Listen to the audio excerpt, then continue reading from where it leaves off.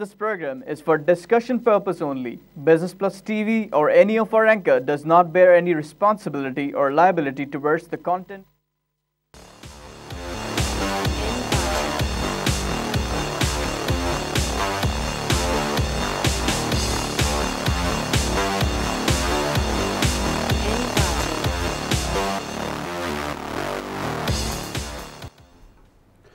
This is Business Plus broadcasting live from Karachi, Pakistan. You're watching Tips of the Trade. I'm your host Tariq Khan Javed.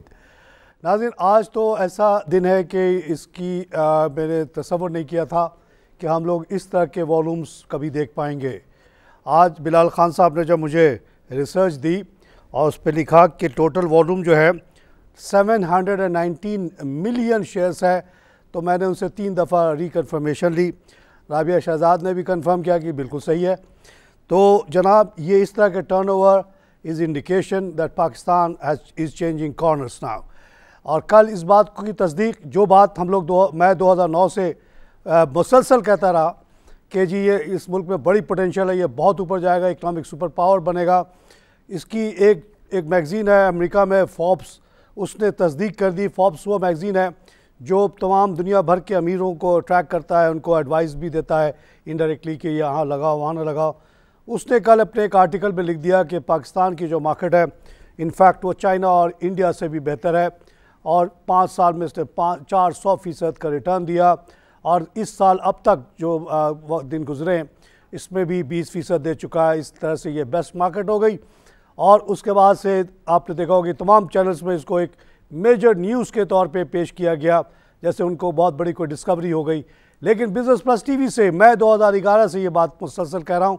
आप मेरा कोई भी show पिछले सब YouTube पे पड़े हुए निकाल के देख लेंगे, कभी भी मैंने कहा हो कि नहीं पाकिस्तान बड़ा ख़तरे में है, पाकिस्तान तबाह हो रहा है, पाकिस्तान ख़त्म हो जाएगा, पाकिस्तान की मार्केट ओवर प्राइस हो गई, नहीं कहा। एक ही बात कहता गया कि अभी बहुत गुंजाइश बाकी है। और आज इन सब वजूहत की वजह से मार्केट स्टार्ट होते ही 250 प्लस गई थोड़ी देर में। 40,466 का level which is again A record level. उसके बाद उतार चढ़ाव शुरू हुआ और क्लोज में भी अराउंड 200 प्लस पे ही मार्केट क्लोज हुई थी। और उसके बाद सेकंड हाफ में जैसा कि always expected on Friday second session selling आई और मार्केट थोड़ी नीचे आई, 122 तक गई और अब 143 प्लस पे खड़ी है। 40,359 का लेवल। आइए लाइव कॉल से बात करें। हेलो। आपकी माशाल्लाह सब बातें बहुत अच्छी हैं और मैं सुनता रहता हूँ। अच्छा ये बताएं, हीनो पार्क के बारे में, इसको इस कीमत पर लेना चाहिए?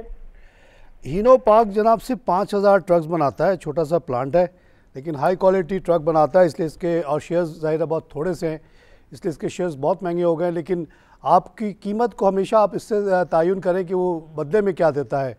कीमत आमतौर से रिफ्लेक्ट कर रहा होता है उसकी कमाई को। कमाई बहुत अच्छी है, इसी लिहाज से इसकी कीमत अच्छी है। और अगर ये आपको 10% से ज़्यादा रिटर्न दे रहा है तो इस रेट पे भी बिल्कुल आप ले सकते हैं इसको। नाज़रीन, प्रॉब्लम ये हुई है पूरी दुनिया में कि रिटर्न्स बिल्कुल ख़त्म होते चले गए। पाकिस्तान में भी आप देखेंगे सेविंग स्कीम्स के रेट जब 2009 में मैं आया था तो 22% का रिटर्न होता था। इवन बैंक डिपॉजिट में 18% की लोग बात करते थे, छोटे मोटे बैंक। मैंने एक मीडियम साइज़ बैंक में पैसा रखा था उस ज़माने में 5 साल के लिए, तो 11.5% और उसका जो प्रॉफिट था मंथली मिलता था मुझे। लेकिन वो दौर और आज का दौर देखिए कहाँ से कहाँ पहुँच गया। अगर आप इस वक्त यूरोप या चाइना जापान में पैसे रखें तो आपको 0 या माइनस में पैसे मिलते हैं। अमेरिका वाले में 0.5% वाला मिलता है। तो इस वजह से अब जो है ना सारा रुख जो है पाकिस्तान जैसे मुल्क जहाँ पे अभी भी रिटर्न्स हैं, 20% रिटर्न का कोई गोरा तसव्वुर नहीं कर सकता इस वक्त पूरे दुनिया में कि कोई आदमी कोई इन्वेस्टर जो है 20% कमा लेगा सिर्फ 8-9 महीने में। सोचा ही नहीं जा रहा है आजकल के दौर में। 2015 जो था हमारा बहुत बुरा साल गुजरा due to crash in China and other places, लेकिन 2016 होते ही हमारे में रिकवरी आई है और हमने ज़बरदस्त 20% का इजाफा कर लिया। और अभी और लगता है कि मज़ीद मार्केट आगे जाएगी जिस तरह से चल रही है, जिस तरह के वॉल्यूम जनरेट हो रहा है। इससे आप सोचें कि जो हमारे ब्रोकर्स बिल्कुल ही मायूस हो गए थे, बहुत सारे ब्रोकर्स ने अपने कार्ड्स वापस कर दिए थे क्योंकि इस कारोबार में उनके लिए वायबिलिटी नहीं रही थी। उनका कॉस्ट ज़्यादा था, कमीशन कम था, वो अब जिस तरह के 700 मिलियन वाला के अगर टर्नओवर होगा तो उनका जो कॉस्ट है आसानी से मीट होगा। अब फिर से आप देखेंगे कि ये जो टिकट्स जो होती है ट्रेडिंग राइट्स, उसकी वैल्यू फिर से पॉजिटिव होना शुरू हो जाएगी और ये एक खुशाइन बात। और इस मौके पे मैं अपने तमाम शेयर ब्रोकर्स से रिक्वेस्ट करता हूँ कि साहब, आप लोग जब हम ये बात कहते थे 2009-12 में कि इंशाल्लाह वक्त आएगा कि इतनी ज़्यादा लोग आके मार्केट में हिस्सा लेंगे कि आप लोगों को सर खुजलाने की फुर्सत नहीं होगी और आपका जेन्युइनली इतना कमीशन बन जाएगा कि आपको लोगों को ये करने की ज़रूरत नहीं होगी कि छोटे छोटे शेयर 2-2 लाख 3-3 लाख ले लो और उससे कमीशन बनाओ। आप छोटी छोटी कंपनियां, कमज़ोर कंपनियों पे लोगों को इन्वेस्टमेंट करा के अपना कमीशन बनाने का रिवाज ख़त्म करें। इंशाल्लाह जेन्युइन ट्रांजैक्शंस इतनी होंगी कि आपका भी आराम से गुजारा होगा और इन्वेस्टर भी बहुत कमाएगा और वो आपके मार्केट को जुआ खाना नहीं कहेगा।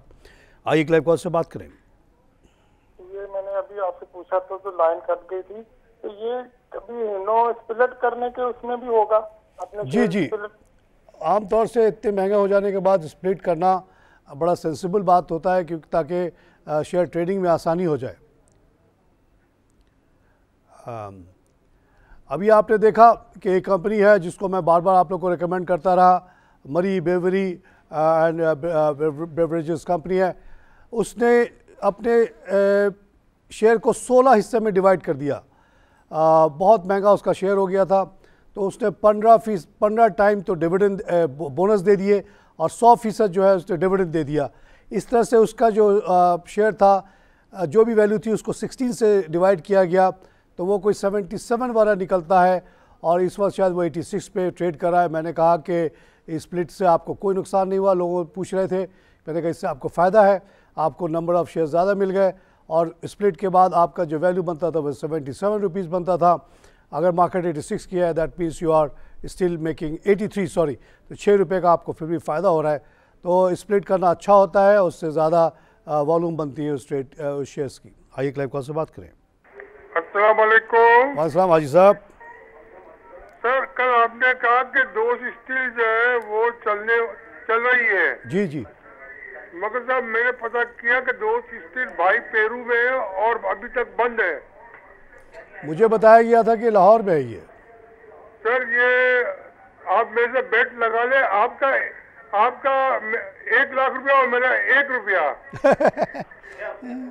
आपका 1 रुपया और मेरा 1 लाख रुपया। दोस्त स्टील बंद पड़ी हुई है और वो ये लोग राइट शेयर इशू करने वाले हैं थोड़े दिनों में। पैसे लेंगे और फिर इसके बाद मेरे को चला। आप ये बात तो हमें पता थी कि ये बंद पड़ी थी, लेकिन ख़बर आई थी कि ये चल पड़ी है। लेकिन आप कह रहे हैं कि चली नहीं है, लेकिन क्योंकि ये राइट का प्लान है और बैंकों से जो भी प्रॉब्लम्स उनकी होंगी शायद थोड़ी बहुत सॉल्व हो गई होंगी, इस बुनियाद पे ये शेयर चल पड़ा और 10 रुपये से 16 वाला पे पहुंचा है। तो अब आप देखें कि जो कंपनियां बंद पड़ी थी सब के अंदर जो है बैंक्स फिर से इंटरेस्ट ले रहे हैं, क्योंकि दोस्त स्टील को बंद कर दें, उसके मालिकों को जेल में डाल दें तो बैंक को क्या मिलेगा? कुछ भी नहीं मिलेगा। तो इससे बेहतर है कि थोड़ा बहुत पैसा और डालो और इसको चला इसलिए दो कि स्टील बिक रहा है। स्टील इसलिए बिक रहा है, यही हाजी साहब ने हमें इस शो में बताया था, ये स्क्रैप का काम करते रहे स्टील का, कि जो स्क्रैप यानी कि जो शिप वगैरह से टूट के या और चीज़ों से टूट के लोहा निकलता है, जिसको बेसिकली ले जाके ये जो स्टील मिल होते हैं, सो कॉल्ड स्टील मिल नहीं होते, ये री रोलिंग मिल कहलाते हैं। बेसिकली ऑलरेडी स्टील बनी हुई स्टील को आप फिर से पिघला के किसी भी शेप में ले आते हैं, चाहे वो सरिया बना ले या कुछ भी बना ले, तो उनको कहते हैं री रोलिंग मिल। तो these are all re rolling mills including Ayesha, including ये जो अमरेली है, ये भी कोई खाम लोहे से नहीं बनाएगा स्टील, जैसा कि पाकिस्तान स्टील मिल बनाता है। खाम लोहा वो होता है जो मट्टी के अंदर मिला हुआ लोहा होता है, उसको मट्टी को हटा के वो लोहे को निकाला जाता है। वो बहुत बड़ा प्लांट होता है, उसके बाद उसको गर्म करते हैं, बहुत मुश्किल प्रोसेस होता है वो, उसके बाद स्टील बन जाता है। एक दफ़ा जब स्टील बन गया तो उसको आप जब चाहें उसको फिर से गर्म करके नए शेप में ले आए। जैसे सोना अगर एक दफ़ा सोना मौजूद है, उसको आप जो शेप कहेंगे बना देगा। आप पुराना सोना देते हैं, उसको पिघलाता है, उससे नया आपको बना के दे देता है। तो इसको री रोलिंग मिल्स कहा जाता है। तमाम के तमाम री रोलिंग मिल के काम इसलिए चल गए क्योंकि स्क्रैप यानी कि रेडी लोहा, बेकार लोहा, चाहे वो शिप से निकला हो या कहीं और से, उसकी कीमत $750 से घटते घटते $250 की हो गई। और हमारे यहाँ स्टील जो है अभी भी बहुत महंगे रेट्स पे बिक रहे हैं, एज इफ़ के कोई कमी आई नहीं है कॉस्ट ऑफ प्रोडक्शन में। इसलिए तमाम के तमाम स्टील मिल चल पड़े हैं, इंक्लूडिंग दोस्त। इंशाल्लाह राइट आएगा, आप लोग उसका राइट ज़रूर भरें क्योंकि इसमें बहुत उम्मीद है आगे चलेगा। ये आइए लाइव कॉल से बात करें। अस्सलाम वालेकुम। वालेकुम जनाब। साहब नजीब अब्बासी बोल रहा हूँ। नजीब अब्बासी साहब, वेलकम टू शो साहब। साहब पूछना था कि ये जो दीवान फरूक मोटर्स हो गया, दीवान फरूक जो फाइबर्स हो गया और इनका सीमेंट हो गया, ये लगातार 72 के साथ ऊपर जा रहे हैं, क्या कोई रिपोर्ट ऐसी है जिसकी वजह से ये ऊपर जा रहे हैं? जी। और दूसरा मैंने पार्टी पूछना था कि ये जो फ्यूचर में काम होता है उससे क्या ब्रोकर को फायदा होता है या जो इन्वेस्टर होता है उसके नुकसान क्या होते हैं? जी ठीक है, आपने पूछा ग्रुप के बारे में और फ्यूचर के बारे में। पहले मैं फ्यूचर का बता दूं। फ्यूचर क्या होता है जनाब कि कुछ लोग चाहते हैं कि उनका एक व्यू होता है कि मार्केट ऊपर जाएगी या नीचे जाएगी, या एक पर्टिकुलर शेयर ऊपर जाएगा या नीचे जाएगा। अब मिसाल के तौर पे आपने कहा कि ये 100 रुपये का जो शेयर अभी बिक रहा है, ये अब आपके पास सिर्फ 100 ही रुपये, तो आप एक ले सकते हैं, कैश दे के एक ले लिया आपने, चलो ख़त्म हो गई बात। लेकिन आप ये चाहते हैं कि आप 10 ले लेंगे क्योंकि आपका ख्याल है कि ये बढ़ेगा, तो आप फ्यूचर मार्केट में जाते हैं और उसको फ्यूचर में ले लेते हैं। उसमें आपको 100 के बजाय 10 रुपये आपको देने पड़ते हैं और आपका 10 शेयर आपके नाम पे ख़रीद लिया जाता है। देखा जाए फ्यूचर में ऑन द प्रॉमिस कि आपने आज 1 तारीख को शेयर लिया और ये जो है इंशाल्लाह हाँ उसका 10% दे दिया आपने कहा कि बाकी 90% जो है मैं मंथ के एंड में लास्ट फ्राइडे जो सेटलमेंट डेट होता है उसमें दे दूंगा। इस तरह से आप एक तरह से लिवरेज कर लेते हैं, आप 100 से 1000 का काम कर लेते हैं। लेकिन मैं इसको हमेशा डिस्करेज करता रहा हूँ क्योंकि इससे क्या होता है कि आप 1000 का काम करेंगे तो 1000 के हिसाब से ही नुकसान भी हो सकता है।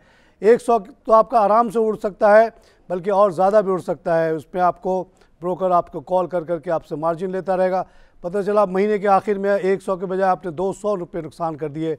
तो बेहतर ये है कि आप 100 रुपये का शेयर लें, बढ़ गया तो अच्छा है, नहीं बढ़ा तो आप आराम से बैठे रहें कि चलो आइंदा बढ़ जाएगा, उसमें कोई रिस्क नहीं होता। जहाँ तक दीवान ग्रुप का सवाल है, दीवान ग्रुप पाकिस्तान के कॉर्पोरेट हिस्ट्री में जो लास्ट बड़ा ग्रुप कोलैप्स किया उसका नाम है दीवान सलमान ग्रुप। इसके पास फाइबर भी था, इसके पास स्पिनिंग भी था, इसके पास सीमेंट भी था, इसके पास मोटर भी था।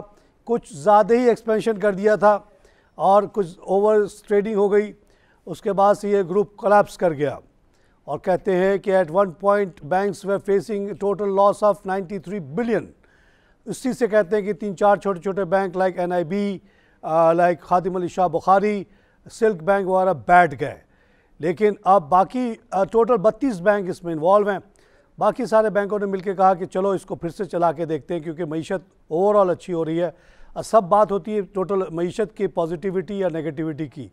बैंकर्स में भी कमज़ोर दिल के भी लोग होते हैं, मजबूत दिल के भी लोग होते हैं। जो मजबूत दिल के लोग होते हैं वो कहते हैं यार फिर से इसको 2 पैसे फिर से चला के देखते हैं। तो वो ये हुआ इसके साथ कि इसको फिर से चलाया जा रहा है, इसलिए तमाम के तमाम इसकी कंपनीज फिर से बेहतर होती जा रही हैं। यहाँ पे लूँगा एक छोटी सी ब्रेक।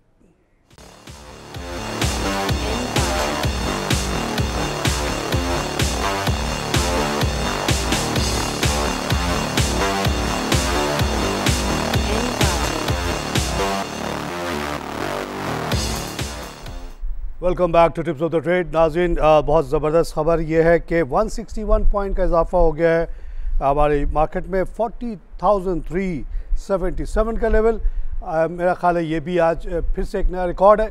तो रिकॉर्ड पे रिकॉर्ड पाकिस्तान बनाता ही चला जा रहा है और इसमें कोई लेटअप नज़र नहीं आ रहा।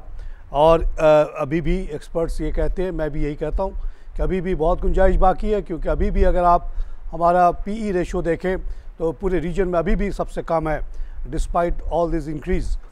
इसकी वजह यह है कि तमाम के तमाम कंपनियां अच्छा परफॉर्म कर रही हैं, प्रॉफिट बहुत ज़्यादा है। पाकिस्तान में 8-10 सेक्टर में गवर्नमेंट के इंटरवेंशन की वजह से बहुत ज़्यादा प्रॉफिट लिया जा रहा है। इस वजह से चाहे गाड़ी हो, चाहे स्टील हो, या सीमेंट हो, या आटा हो, या चीनी हो, या दूध हो, यूरिया हो, या और चीज़ें सब में प्रॉफिट क्योंकि एक्स्ट्राऑर्डिनरी है, गवर्नमेंट कोई चेक करती नहीं है,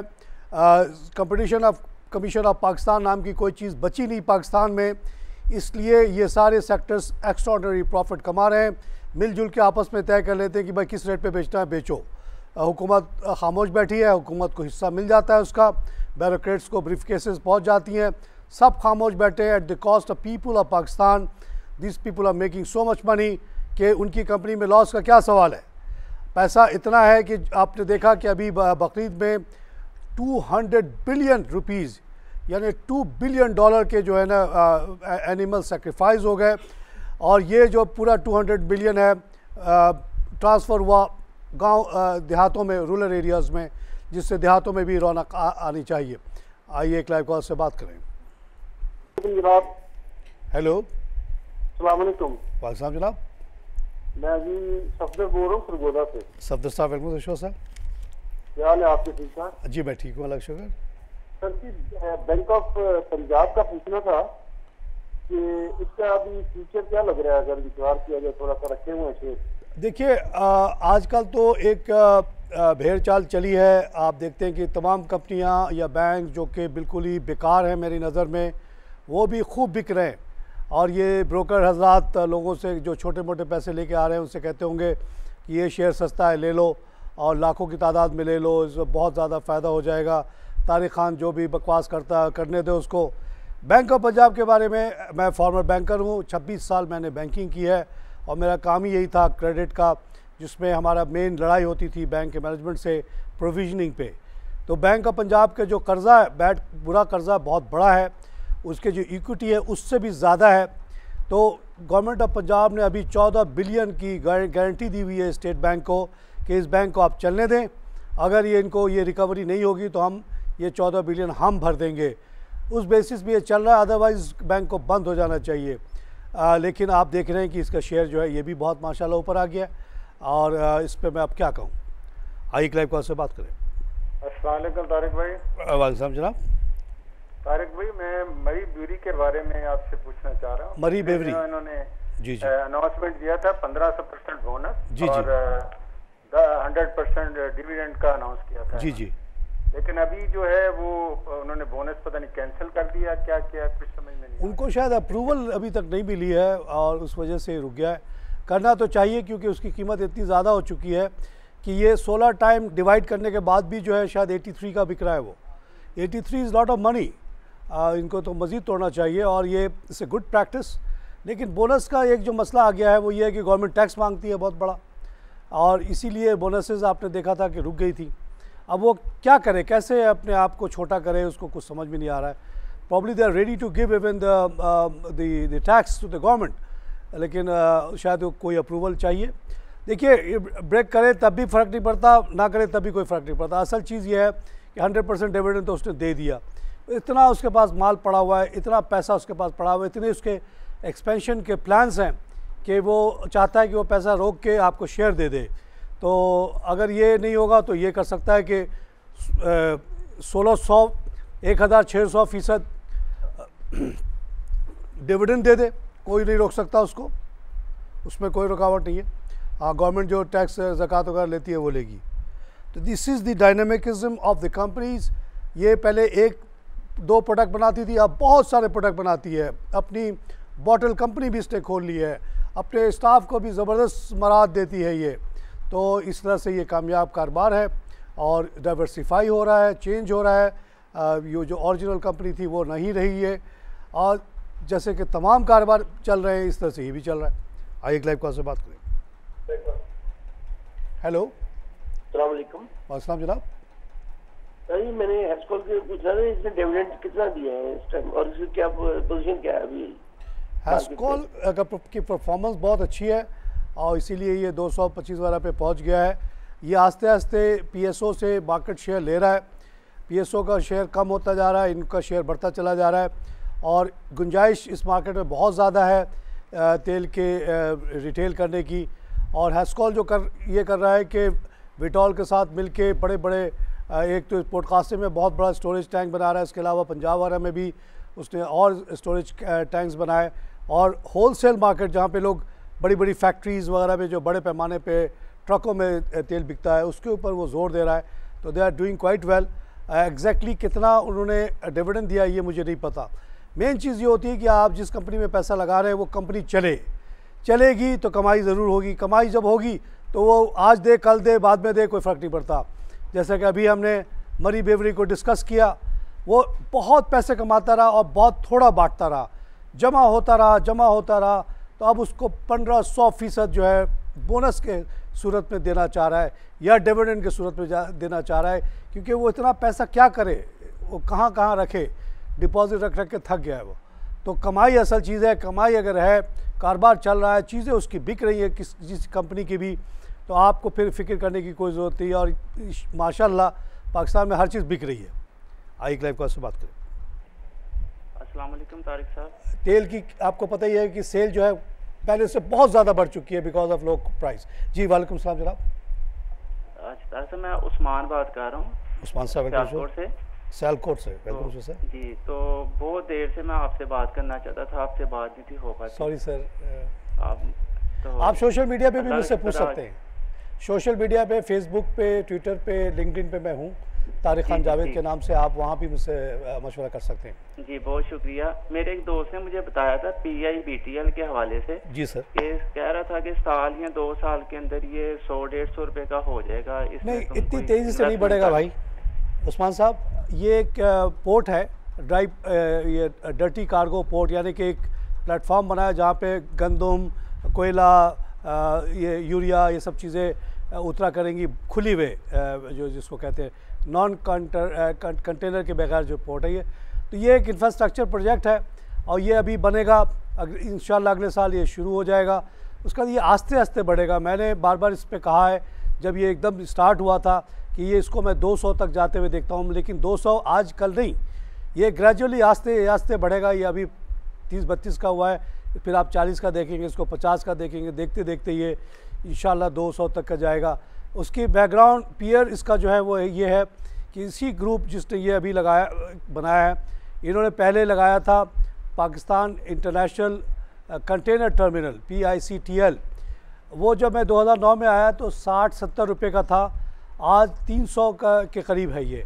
इसी बेसिस पे मैं कहता हूँ कि इसको भी बढ़ेगा, लेकिन ये ग्रेजुअली बढ़ेगा। और आपको मशवरा ये उस्मान साहब कि इस तरह के शेयर्स लेके आप बिल्कुल बैठ जाएं, भूल जाएं इसको, बेचने का कोई सवाल नहीं। चाहे ब्रोकर आपको 10 दफ़ा बोले कि ये जो आपने 32 का लिया था अब 34 का हो गया, 2 रुपये कमा लें, आप बोले मुझे नहीं चाहिए 2 रुपये, मुझे एक आमदनी मुसलसल चाहिए, ताहयात चाहिए, अगले 200 साल चाहिए, क्योंकि इसमें जब माल उतरेगा चढ़ेगा तो मुझे इससे कुछ ना कुछ तो फ़ायदा मिलेगा, मेरा भी हिस्सा है, मैं भी उस ज़मीन का एक मालिक हूँ। तो आप अगले 100-200 साल आप और आपका ख़ानदान इससे डिविडेंड कमाने का सोचें, ना कि 2 रुपये 4 रुपये प्रॉफिट या लॉस। वो 2 रुपये का प्रॉफिट आपको दिखाएगा, ये नहीं बताएगा कि 40 पैसा उसका भी इस हिस्सा है, तो आपको मिलेगा 1 रुपये 60 पैसे।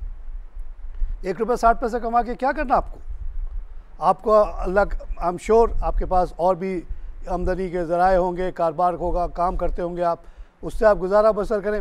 साथ साथ इससे इस तरह के तमाम छोटी छोटी इन्वेस्टमेंट से आपकी एक छोटी सी इनकम का स्ट्रीम बन जाए। कम से कम 10-20 कंपनी में लगाएं, ताकि अगर ये PIBTL किसी वजह से बैठ जाए तो आपको ज़्यादा असर ना हो। और ये छोटे छोटे कतरा दरिया बन जाता है। लोग इसको बड़ा अंडरमाइन करते हैं, जी ये 4 रुपये का डिविडेंड क्या होता है। 4 रुपये का डिविडेंड हो और 1 लाख शेयर हो तो 4 लाख हो जाता है जनाब। आईक लाइव कॉल से बात करें। अस्सलाम वालेकुम। वालेकुम जनाब। सर मैं आसिफ बात कर रहा हूँ। आसिफ सर वेलकम शो से। सर मैं आपसे ये TRG के बारे में और दीवान सलमान के बारे में पूछना चाहता हूँ, इनका फ्यूचर कैसा है। देखिए TRG जो है, इसको मैं इस तरह से जानता हूँ कि इंडिया में एक कंपनी का नाम आपने सुना होगा, बहुत जिक्र उसका आता है, उसके तमाम शेयर इनिशियल लोग जो है सब बिलियनर्स हो गए डॉलर में। और मैं जब कॉरस्पॉन्डेंट बैंकिंग हमारी या international division Abu Dhabi commercial bank का था, उसका मैं डिप्टी था, तो ये इन्फोसी नाम की एक कंपनी आई थी इंडिया से और उन्होंने एक विजन बेचा था, ये वे बैक 84 वाले की बात कर रहा हूँ मैं। और उसमें यह था कि जी हम, क्योंकि इंडिया सस्ता मुल्क है, वहाँ पे लोग बहुत ज़्यादा हैं, बहुत सस्ते कंप्यूटर वगैरह का काम होता है, बाज़ काम बड़े सिंपल होते हैं, बिल्कुल कट पेस्ट टाइप के होते हैं, तो ये वेस्ट में बड़ा महंगा पड़ता है। तो उन्होंने एक विज़न दिया था कि जी हम ये इस तरह के काम करेंगे, वेस्ट से काम ले आएंगे, ऑफिसेस कन्वर्ट कर देंगे। और वो शेयर मैंने बेचा था। उसके जो मालिकान थे साउथ इंडिया के थे, बड़े शाही और काले काले छोटे छोटे कद के लोग थे। तो मुझे कहा गया कि आप इसको लीड करें। मैंने लीड किया। वो दिन मुझे बड़ी अच्छी तरह याद है, तस्वीरें मेरे अखबारों में छपी थी। और इन्फोसी को मैंने बेचा था। और वो इन्फोसी का शेयर जो है जनाब आज कई हज़ार रुपये का है, 10 रुपये का शेयर, जिसने उस ज़माने में भर दिया था। हमारे स्टाफ ने, सब ने भरा था, इंडियन ने, और वो आज बहुत पैसे वाले हो गए।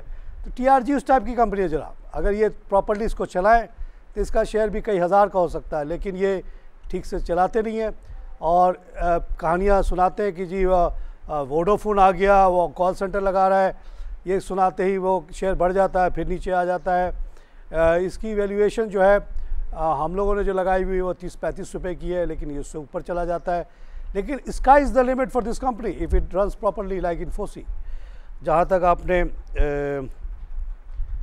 दीवान का पूछा,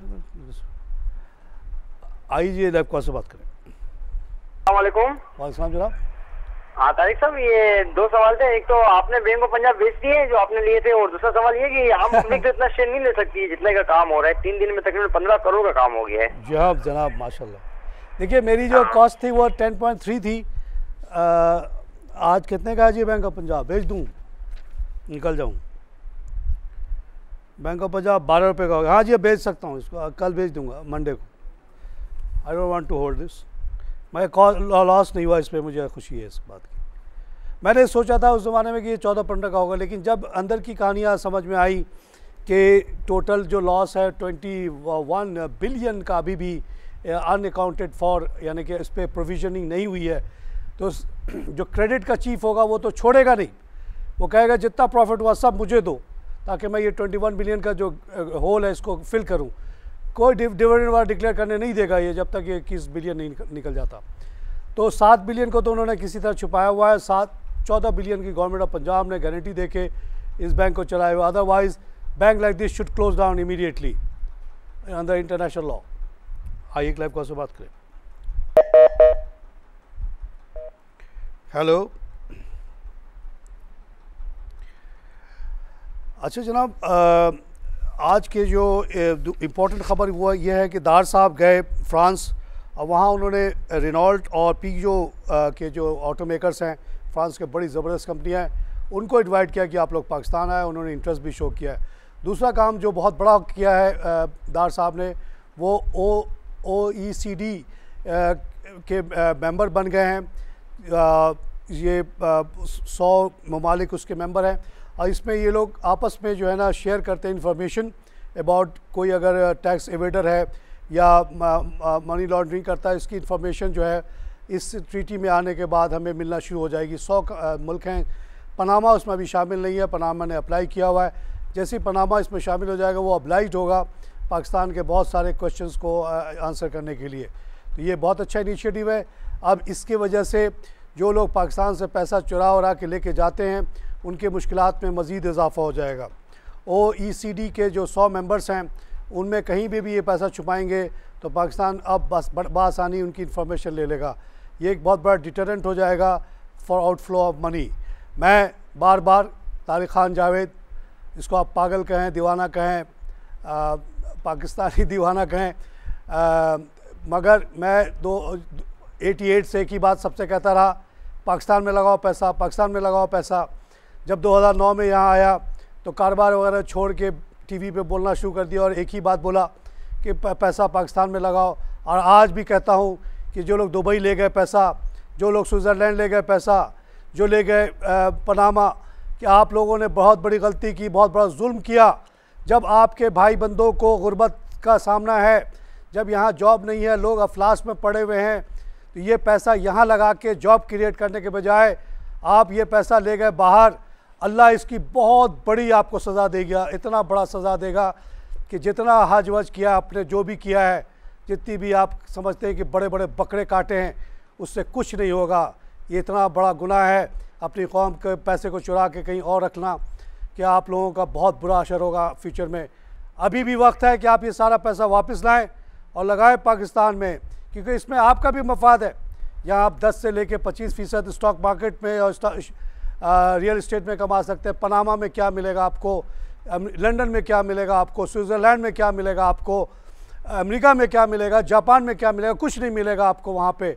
अक्लमंदी इसमें है कि अपने मुल्क ले आओ, अल्लाह रसूल भी राज़ी, आपका ज़मीर भी राज़ी, आप अपने लोगों को बेहतर होते देखेंगे, आपको खुशी होगी। आप मरते वक्त कहोगे कि मैंने भी पाकिस्तान के लिए कंट्रीब्यूशन किया, मैं पाकिस्तान से चुरा के नहीं ले गया, मैंने वापस पाकिस्तान ला के इन्वेस्ट कर दिया, बच्चे खुशहाल हो गए। मरना तो सबको है, कोई दौलत लेके तो जाएगा नहीं। तो प्लीज़ अभी भी वक्त है, अभी भी वक्त है, आप सारे पैसे वापस लाएँ, पाकिस्तान में लगाएं, इसको तरक्की दें, जॉब क्रिएट करें। अभी भी गुर्बत बेइंतहा है, बेइंतहा गुर्बत है, 6 करोड़ लोग भूखे हैं। अभी ईद पे मैं चला गया था दुख के हालत में, एक सिंध के इंटीरियर इलाके में शाह अकीक, वहाँ जो गुर्बत देखी है वो, उसके बाद मुझे ठीक से नींद नहीं आती, इतनी ज़्यादा गुर्बत देख के आ रहा हूँ। सारे लोगों के दांत ख़राब, चेहरे सुकड़े हुए, छोटे छोटे कद, ठीक से कभी उन्होंने गोश्त खाया नहीं। एक मेरे दोस्त ने गाय ज़बह की तो भीड़ लग गई, एक एक दो बोटी से ज़्यादा देना मुश्किल हो गया। तो ये बहुत ज़्यादा गुर्बत है जनाब। आएँ पाकिस्तान में लोगों की मदद करें, जॉब क्रिएट करें ताकि गुर्बत ख़त्म हो। आइए एक लाइव कॉल से बात करें। हेलो जनाब, एक और बात जो हुई है कि ये पंजाब के ख़िलाफ़ जाता है कि गवर्नमेंट ऑफ पाकिस्तान ने जो बिज़नेस लोन का, प्राइम मिनिस्टर साहब यूथ बिज़नेस लोन का ऐलान किया, मरियम शरीफ को उसका इंचार्ज बनाया, उसमें हुआ यह है कि 75% कर्जा जो है सिर्फ पंजाब को मिला है। दिस इज़ नॉट राइट, पूरे मुल्क को मिलना चाहिए बराबरी से अकॉर्डिंग टू पॉपुलेशन। क्यों मरियम नवाज़ ने सारा लोन जो है पंजाब में बांट दिया? This is not allowed in democracy. और आइए अब कुछ नज़र डालते हैं आज के वॉल्यूम लीडर्स पे। वॉल्यूम लीडर में आज world call telecom 103 million shares के साथ 76 पैसा बढ़ के 2.83 का हो गया। ज़बरदस्त यहाँ पर टर्न अराउंड है, लोकल मैनेजमेंट टेक ओवर कर रही है और उसकी वजह से ये ऑप्टिमिज्म है। बैंक ऑफ पंजाब बढ़ रहा है, अल्लाह बढ़ा रहा है, 55 मिलियन का काम हो गया। NIB में भी जनाब तेज़ी आ गई, जिसको मैं हमेशा मना करता रहा, मेरा मशवरा गलत हो गया जो लोग कमा रहे हैं इसमें, लेकिन मैं आज भी कहता हूँ कि NIB ना लो, क्योंकि ये फिर से गिर जाएगा, इसकी कोई वैल्यू है नहीं। ये भीड़ चली है तो चली है, 50 मिलियन का इसमें भी काम हो गया, 29 पैसा बढ़ के 2.25 का हो गया। हसनैन साहब बता रहे हैं कि 147 पे बंद हो गई जनाब, प्लस पे मार्केट बेहतरीन। हसनैन साहब थैंक यू। एक दो और नाम बताने दीजिए मुझे, फिर मैं बंद करता हूँ शो। सिल्क बैंक भी चल पड़ा है, 9 पैसे बढ़ गए, दूर रही है इन दो बैंकों से, NIB सिल्क वगैरह से। PIA भी चल पड़ा है, इसमें भी अब कुछ रखा नहीं है। लोटे केमिकल भी चला हुआ है, 27 पैसे बढ़ा हुआ है, इसमें भी कुछ नहीं रखा हुआ। दीवान सीमेंट 24 का हो गया, दीवान सीमेंट हो सकता है क्योंकि इसका माल बिक रहा है। एसगट 9 में भी 19 पैसे का लॉस है, 6.94। एसगट का पता चला है कि ये पहले ये डेनिम की मैन्युफैक्चरिंग कंपनी, ये उमेर भट्ट साहब ने मुझे इन्फॉर्मेशन दी है, ट्विटर पे आप लोगों ने पढ़ लिया होगा।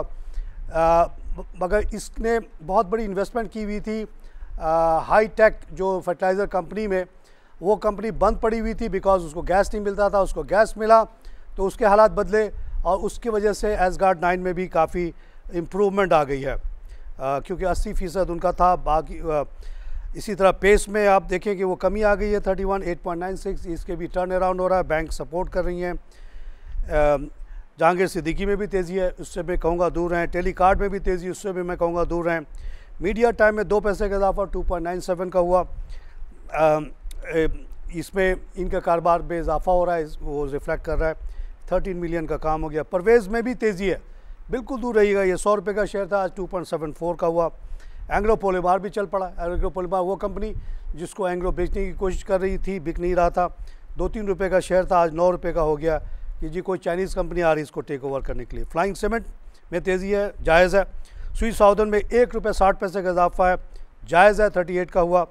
सुई नॉर्दर्न 50 रुपये का हुआ, जो मैं कहता रहा आप लोगों को जब ये 30-35 का था कि 50 का होगा, हो गया आज, ये जायज़ है। दीवान सलमान फाइबर आई थिंक, इसमें भी इजाफा है 1 रुपये का, ये भी मैं इसको सपोर्ट नहीं करता। क्वींस फूड हमारा पड़ोसी, उसमें भी 21 पैसे का इजाफा है, 9.93, और हो सकता है इसने अपना किबला दुरुस्त कर लिया और ये ईमानदारी से काम करे तो ये हो सकता है। इंटरनेशनल बल्क टर्मिनल भी चल रहा है। समिट बैंक में भी तेज़ी है, कमी है 5 पैसे की, इससे भी दूर रहिएगा। इसी के साथ प्रोग्राम ख़त्म करो। खुदा हाफिज़। इंशाल्लाह मंडे को फिर मुलाकात होगी।